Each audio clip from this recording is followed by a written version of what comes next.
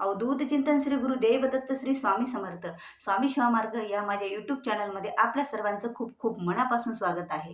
हिंदू धर्मामध्ये प्रत्येकाच्या घरी देवघर असते आणि देवघरामध्ये आपल्या आराध्य देवताची आपण स्थापना केलेली असते. आपल्या कुलदेवता तिथे विराजमान असतात आणि नित्य नियमाने आपण देवघरातल्या देवतांची पूजा करत असतो.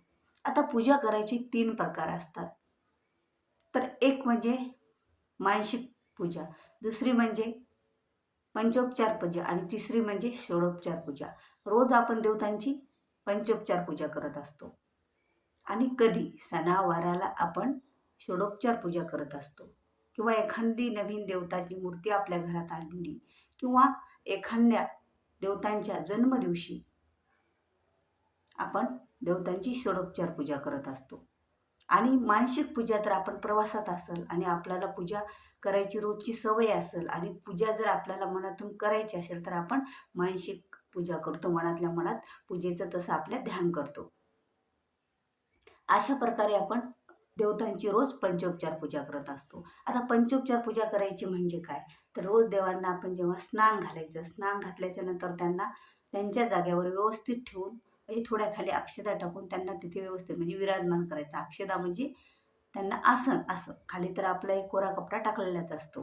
त्यानंतर त्यांना गंध, फुलं, अक्षदा, हळदी, कुंकू, धूप, दीप आणि नैवेद्य एवढं आपण दाखवत असतो.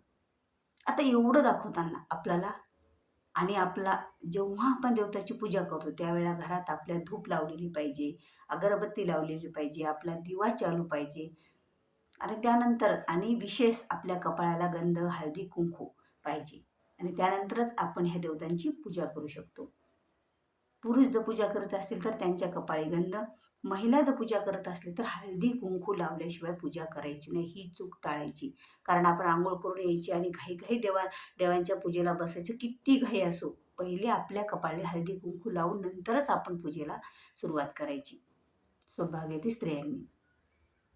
आता त्यानंतर दुसरी चूक कोणती करायची नाही, तर दुसरी चूक बिना अगरबत्ती दिवा लावल्याशिवाय देवतांची पूजा करायची नाही.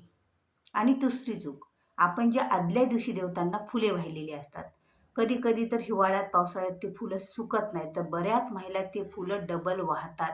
तसं करायचं नाही, कारण एकदा वाहिलेली वस्तू देवतांना डबल आपण वाहू शकत नाही. ती फुलं त्याचं ते निर्माल्य झालं, ते सर्व काढून आपल्याला बाजूला ठेवायचं असतं. आणि जर त्या दिवशी आपल्याला नाही फुले मिळाली तर गंध, अक्षदा, हळदी, कुंकू, धूप, दीप, नैवेद्य जे असेल त्यानं आपल्याला देवाची पूजा करायची. जेवढ्या वस्तू आपल्याकडे अवेलेबल आहेत तेवढ्यांनीच देवतांची आपल्याला पूजा करायची असते. आणि चौथी चूक म्हणजे आपल्याला देवपूजा करताना आपण बसून करतो. उभं टाकून तर पूजा कधीच करायची नाही. आपल्या घरातील देवतांची पूजा ही बसूनच करायची. आणि आपल्यापेक्षा जेव्हा देवतापेक्षा आपलं आसन उंच नाही राहिलं पाहिजे. देवतांचंच आसन उंच राहिलं पाहिजे. पण आपण उभा टाकून पूजा करावं असंही देवघर आपल्या घरात नसायला पाहिजे. आणि देवघर हे ईशान्य कोपऱ्यात असायला पाहिजे. जर ईशान्य कोपरा आपला काही कारणास्तव नाही मिळाला आपल्याला तिथे जागा, तर पूर्वेच्या भिंतीकडून आपण देवघर आपलं ठेवू शकतो. पण देवघर असं लटकून अडकून नाही ठेवायचं. ती चूक आपल्याला टाळायची आहे. जर तसं आपण लटकून ठेवलं तर आपल्याला संसारात देव कुठे कुठे लटकवी, कारण देवांनाच आपण लटकवायलोत ना. असं न करता आपल्याला देवघरातली पूजा ही बसूनच करायची आहे. आणि पूजा करताना आसन घेतल्याशिवाय, खाली चटई घेतल्याशिवाय आपल्याला पूजा करायची नाही. ही एक चूक आपल्याला टाळायची. आणि सर्वात मोठी चूक, जेव्हा आपण पूजा करायला बसतो तेव्हा श्रद्धा, भक्ती, देवावरचा विश्वास असं सर्व आपल्या मनात भाव ठेवूनच आपण देवतांची पूजा करायची. देवतांची पूजा आपल्या घरात नित्यनियम आहे म्हणून करायची नाही. देवतांची पूजा केल्याच्या नंतर आपल्याला आनंद मिळाला पाहिजे. देवांची पूजा करून आपल्याला आनंद मिळाला पाहिजे. आपलं मन प्रसन्न राहिलं पाहिजे. दिवसभर आपल्या मनात कुठलीही चिंता आपल्याला सतावली नाही पाहिजे किंवा आपल्या मनात वाईट विचार नाही यायला पाहिजे. अशा प्रकारे आपल्याला देवतांची पूजा करायची असते.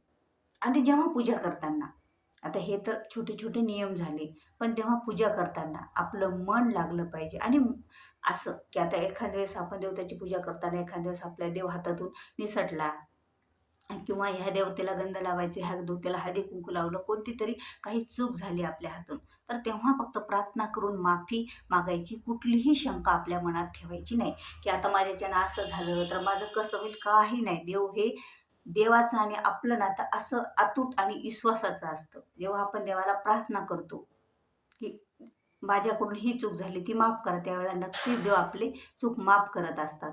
कारण देवाला आपण आपल्या कुटुंबातला एक हिस्सा समजतो, आपल्या कुटुंबातली एक व्यक्ती समजतो आणि त्या व्यक्तीचा आपण आदर करत असतो. आणि आपलं आणि देवाचे अतूट नातं राहिलं पाहिजे की तिथे विश्वास राहिला पाहिजे. आणि दिवसभर नामस्मरण करत राहायचं, जसं जमल तसं.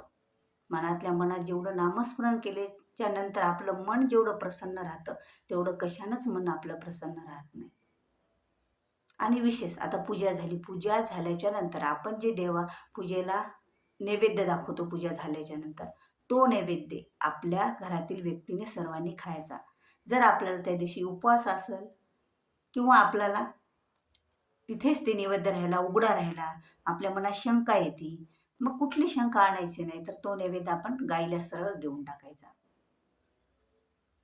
पण इतरत्र नैवेद्य कुत्र्याला किंवा आजूबाजूला कुठे फेकून द्यायचा नाही.